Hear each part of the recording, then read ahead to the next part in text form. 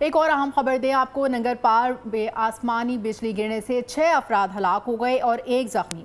हलाक अफराद में बहन भाई भी शामिल हैं। मुतादिद मवेशी मर गए।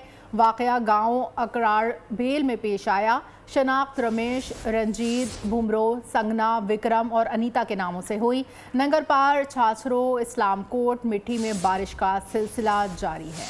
अहम खबर दे रहे हैं इस वक्त आपको। मजीद तफसीला जानेंगे बोल न्यूज़ के नुमाइंदे एलजी राठौर से। जी एलजी राठौर।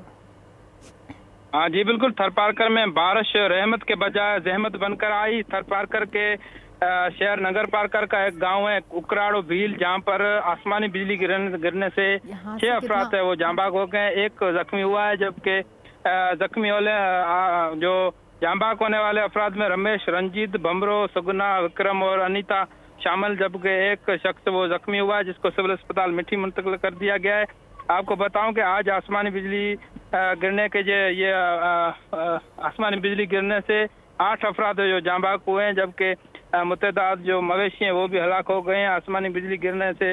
इसमें जाँ बाग होने वालों में 2 सगे भाई भी शामिल है। इस वक्त थरपारकर के मुख्तलिफ इलाकों में कहीं हल्की तो कहीं तेज बारिश का सिलसिला वक्फे से जारी है। जी बहुत शुक्रिया एलजी राठौर। सब्सक्राइब करें और बेल दबाएं ताकि कोई खबर रह न जाए।